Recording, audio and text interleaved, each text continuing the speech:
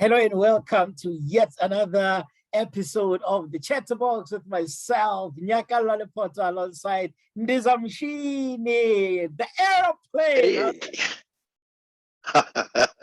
I'm very well. Thank you for asking, Yaks. Man, I hope you are well, and the viewers. And it's coming from Johannesburg that is very overcast today. So finally, I think at least we get to cool down a bit, hey? For the first time, I think in a long time. Yeah, it's raining this side, man. Is it raining that side? Raining in Kwakwa, man. It's the best place for you to get into agriculture. When it's raining like this, we're not thinking baby making weather. We're thinking, we're thinking spinach is growing, we're thinking that sort of thing. Yeah, most definitely, Yaks now, man. Yeah. Good to be back. Man. We are never really within time, but today Robert Marawa is back on radio, man. I'm sure that calls for celebration, right? Mona, congrats to the big guy, man. It's so good to have him back, because he was I think on Rise FM and Vuma FM, and I think Soweto Live. They were simulcasting sort of the broadcast. Now he's joined 947, and I think they aired for the first time. I think that joint venture on Wednesday. Yeah, I've managed to listen in, although I didn't get an opportunity to listen to the entire show, but his first link. Yeah, a very beautiful one indeed. And welcome back, Robbie. At least Johannesburg, we get to hear Robert again. Man, not so bad, man. I think also with the people who are elsewhere, I think 94.7 is on audio bouquet, right? Yeah, that's correct. That's correct. If we want to listen to him, we can, make a play. You can catch. Yeah, most definitely. Most definitely. Another person that we have spoken about on this particular show is Java. He has a new album and people are raving about it, man. What are your thoughts about it? Yo, man, I'm so happy for Java and Yaks, man. I was checking, I think Spotify. I was checking all the, music platforms, how he's doing. I think within the time that the album was released, I think the song Isibugo, I think reached about 7.7 million views after releasing, I think a day after releasing or so. 7.7 million, and I'm not talking about just one platform, but each one of those, they were around that, the 7.7 million. So you can imagine how it is doing. Uvugile mfana, uvugile. Wow, man. Always great to see when people are making a comeback, right?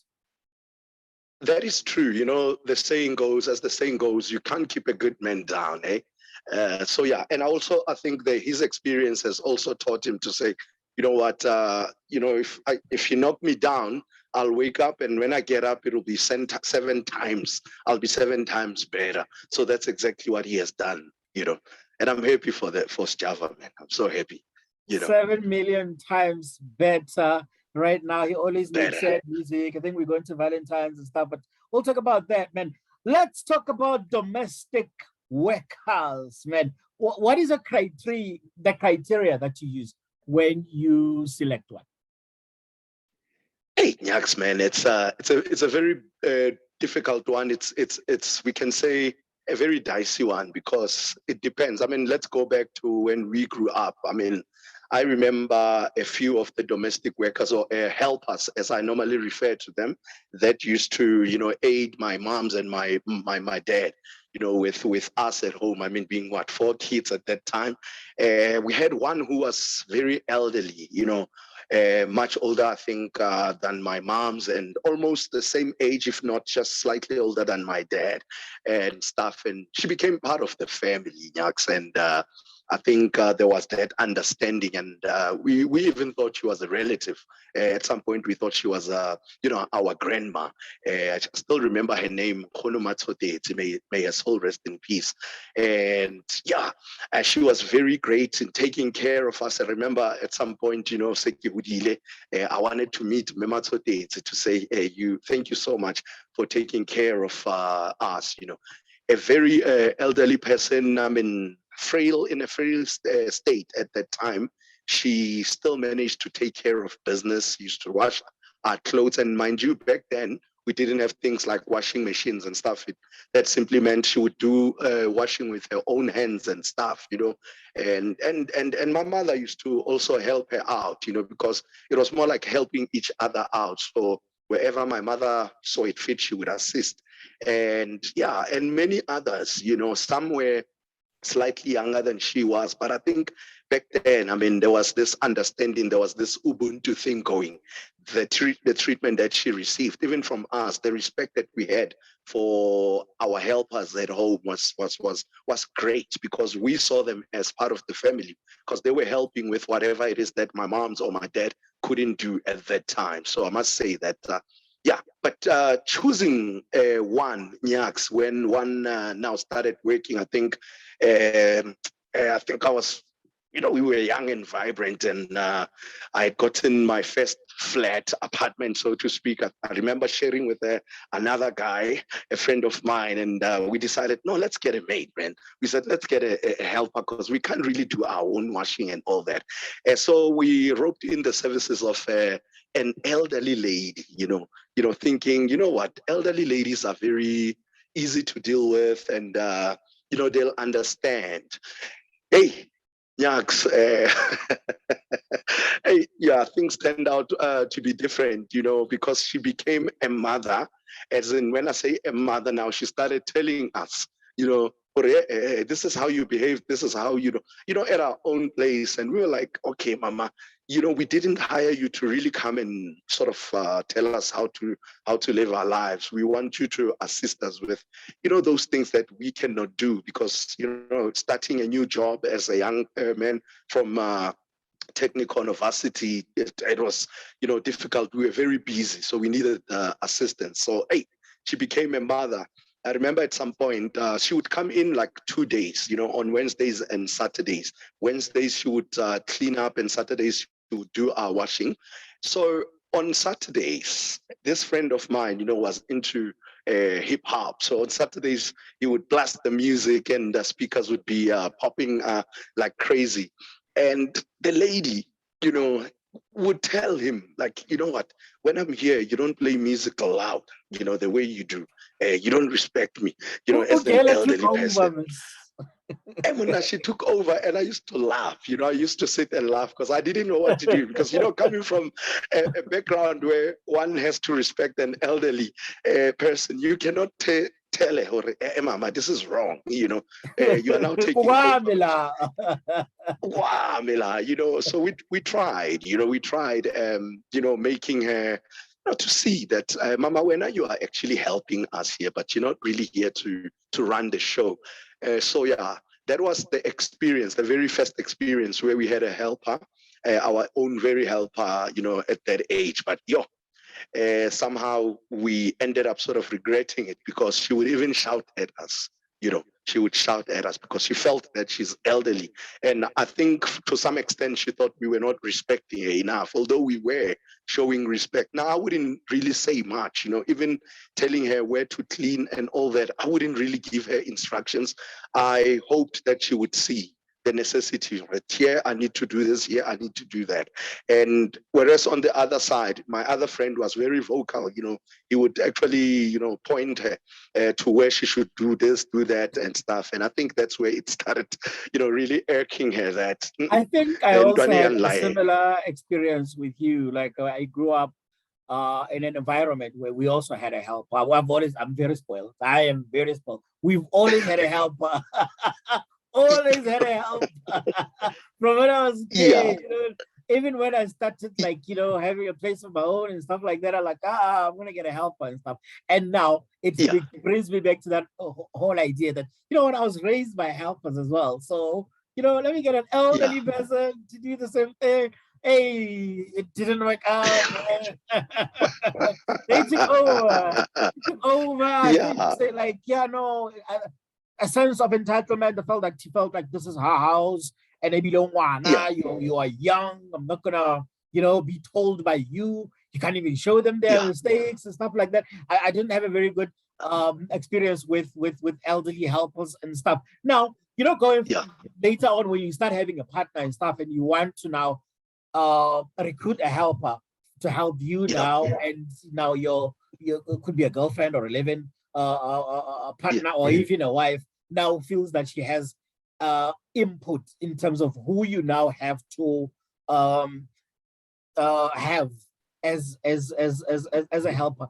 Ladies yeah, always feel like you should have an older person, an elderly yeah, lady. And I'm telling you right now, I will yeah, never, ever, ever, ever have someone yeah. my mother's age as my helper. Yeah. I think one of the reasons, Nyaks, I think it's very obvious. You have a young lady now. Let's say you have a young lady as a helper, and your partner obviously being young as well, and seeing you as a very young guy alive with possibilities.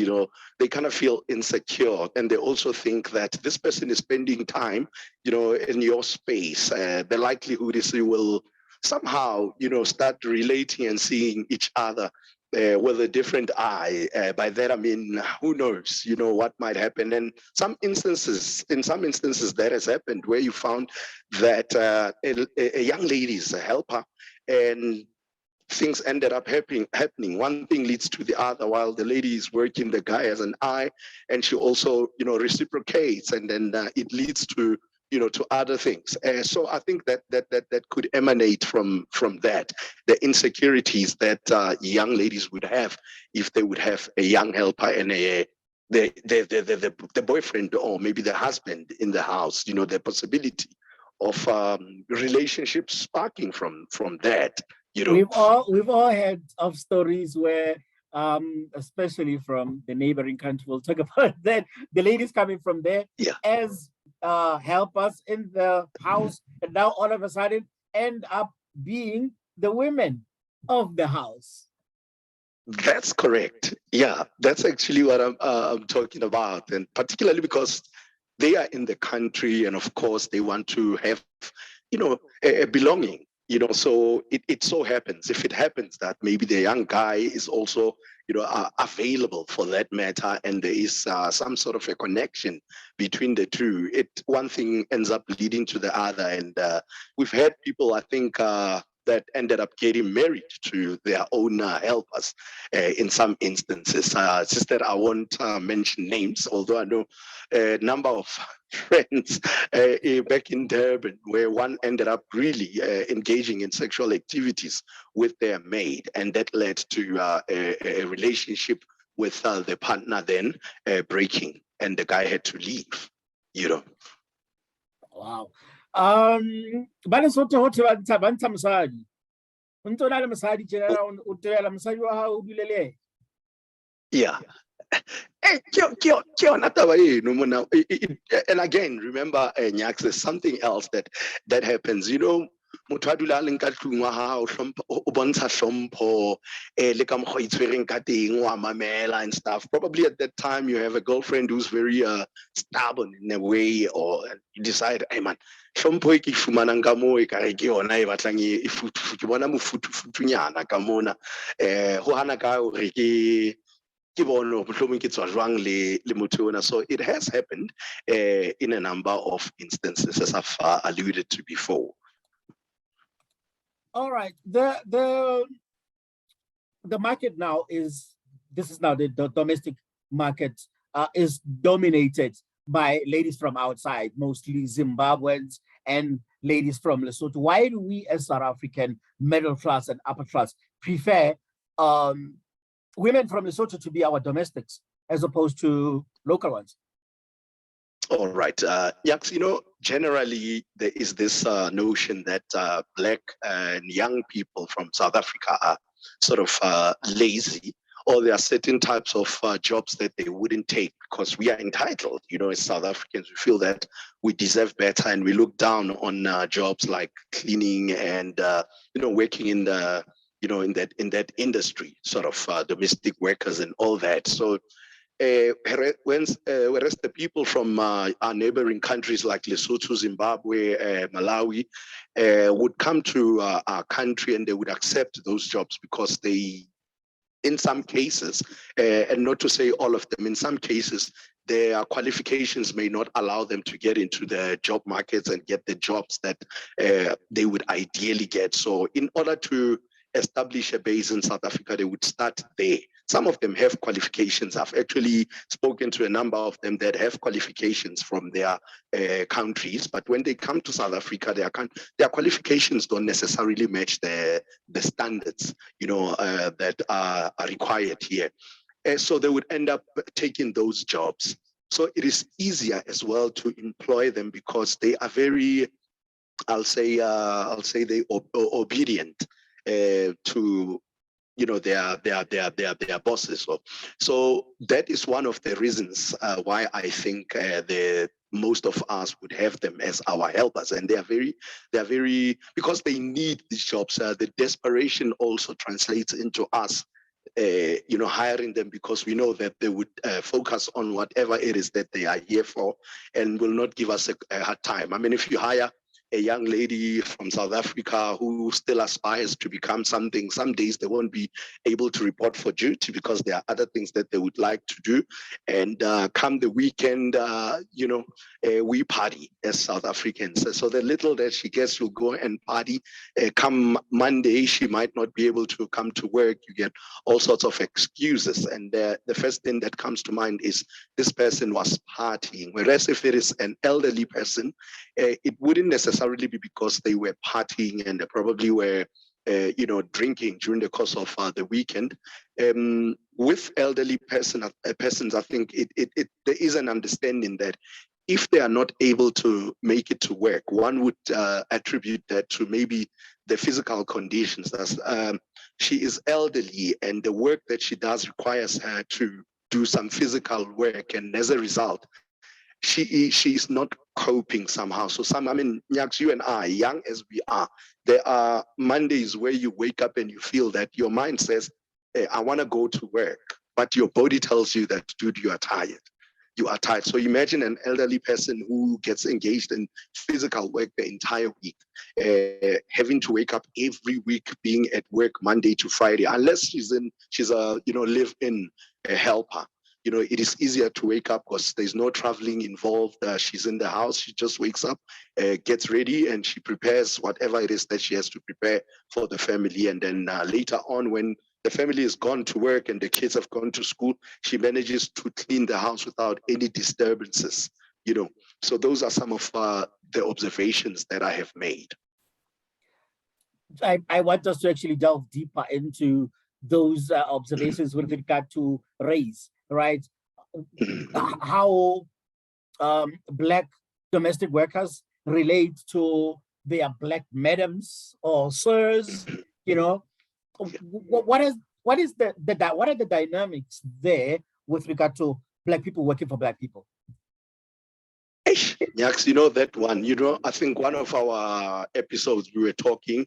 I remember. I think it was one about how businesses, how we treat each other as Black people, and I made mention of the fact that Mosotho Nasafu Sahari Mriana wa Mutamutsu Kilhua.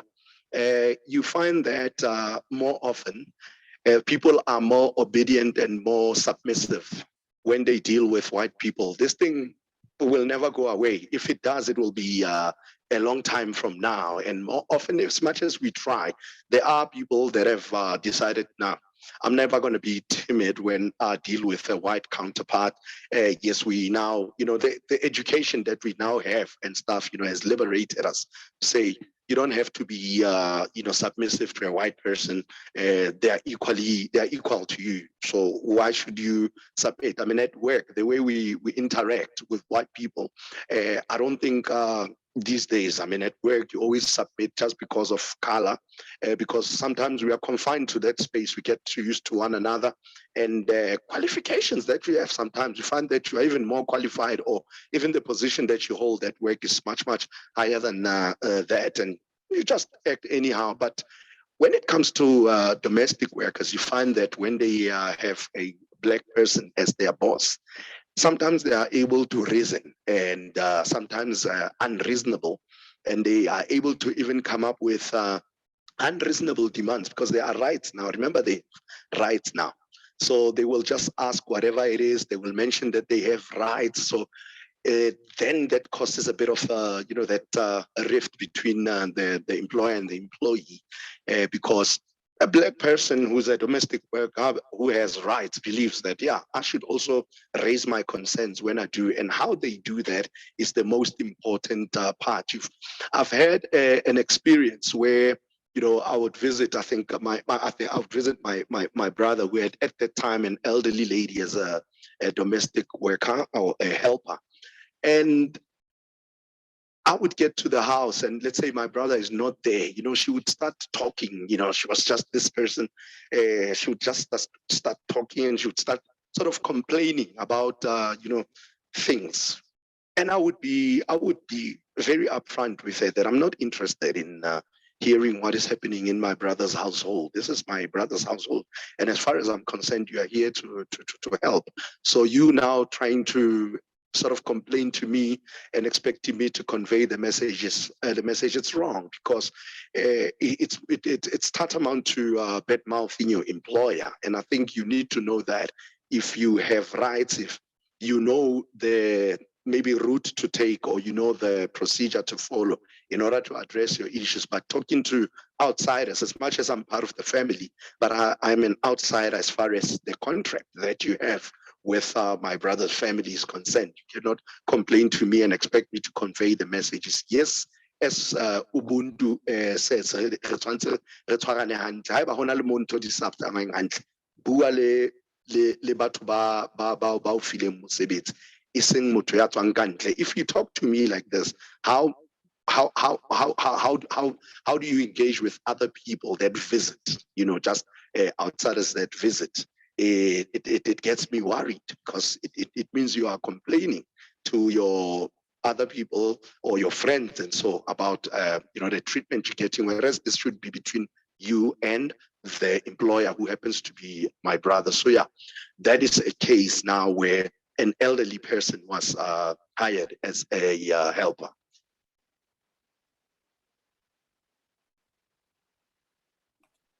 Always the case, man. Always the case when it's. I think that's another thing that I really don't appreciate about having the gossip. Like, what happens here, man, must stay here, man.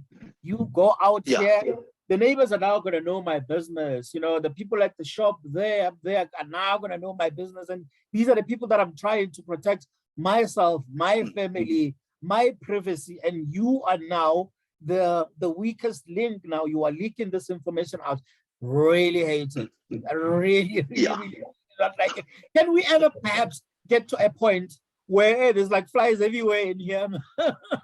Where can we ever get to a point where Black domestic workers can work very well with their Black madams with the same enthusiasm that they work for their white madams? Can they do that? Can we ever get to the point where, they do it with their Black madams and sirs?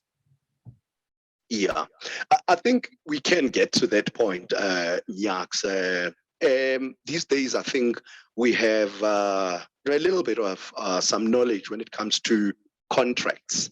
I think one thing that would assist in that regard is, drafting contracts.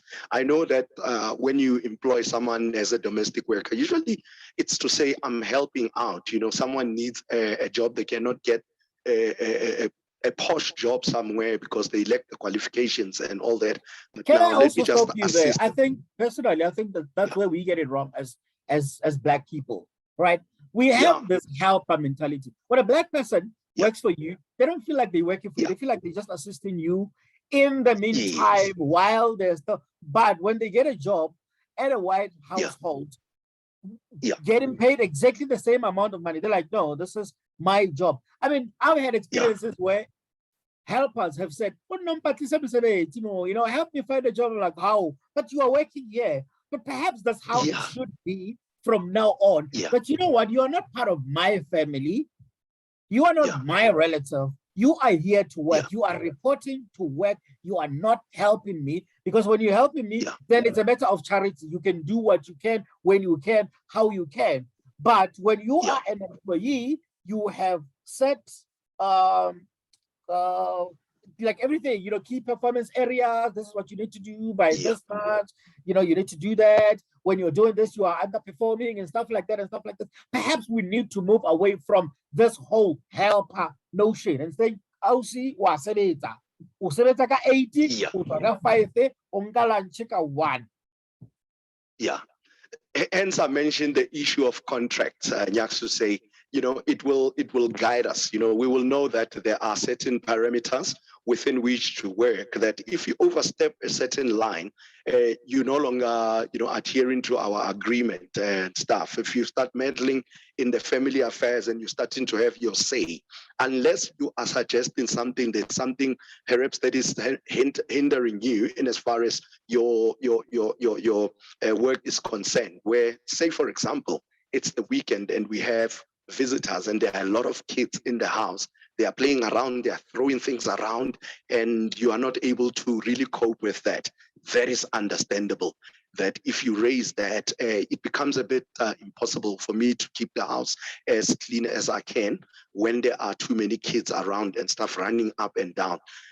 But with that said, I mean, obviously we can have a discussion around that to say, if that happens, I am willing to compensate you more. Whenever there is more work in the house that needs to be done, of course you are overloaded. It means there is an extra, compensation that will come to play.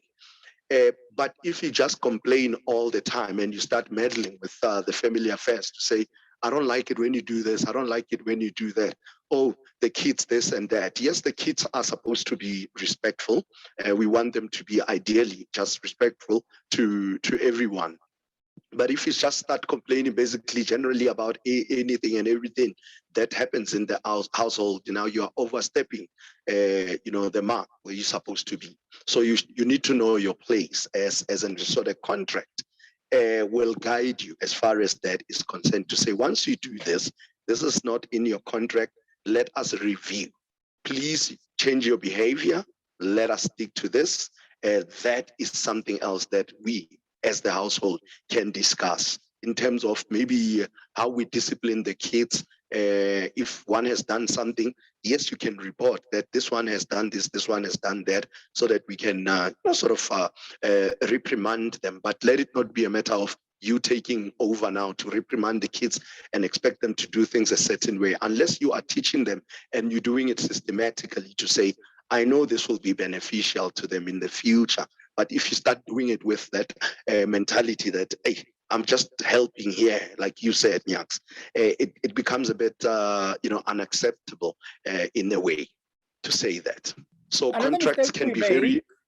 Thank you so much. Another mistake we make is employing relatives. And the Black people do that a lot. I know it happens a lot in my family as well. Your cousin is now here to come and help you because she doesn't have a job and stuff. She will sweep for you and she will do this. She will do your laundry and stuff like that and stuff like that. It's all good because, we all say charity begins at home and stuff like that. If this, because sometimes they will come in and say, Arana. So you'd rather say, okay, let me give them a job, let them come here and work for this money that they are always asking for. However, it never really works out well hiring relatives. Yes, that is true. Sometimes as relatives, even in the family, your nuclear family, the fact that you are together, you stay together all the time, there are bound to be those, boundaries that are overstepped, and fights will break out every now and then. There'll be misunderstandings, there'll be shouting, there'll be this, that, and the other. Now, imagine if it is a cousin who is not necessarily with you full time, and then they come and work. Once the relationship is that of, you are working for me, the relationship kind of takes a different, shape.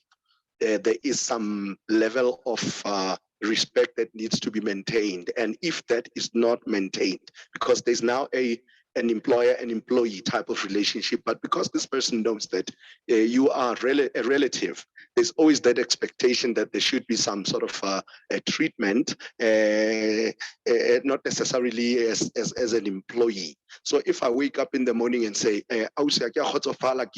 the way o hlatsitseng dijana ka teng itse ha ke ja maobane ka fumana dijana ntse di na le dikgwakgwanyana ha ke a kgotsofala, it's very easy for them to say, Kaz, Mtswala, why u bua tjena and whatnot. Whereas if it had been someone from outside who's just hired to come and do that, they would treat it like it's my work. But Mtswala ka o bolella fela, hai ebile Mtswala o ntreata hampe hobane yena o na le ntlo e ntle, sebetsa mosebetsi o motle, o mpona ke se next ka tlung ya hae, and then it starts affecting the entire, family, as in even your other relatives, because ha khutlela hae kwa o lo bua ekare kwena a mo etsang hampe empa sa bue hore ne ke sa hlatswisisa dijana because ke Motswala anyway, like they say familiarity breeds contempt, so that's what ends up happening, because this is now family. So they're not supposed to treat me like an outsider. So even telling me that I didn't do my work the way I should sounds a bit, disrespectful. So I shouldn't be getting that. And that is wrong. That is a wrong mentality.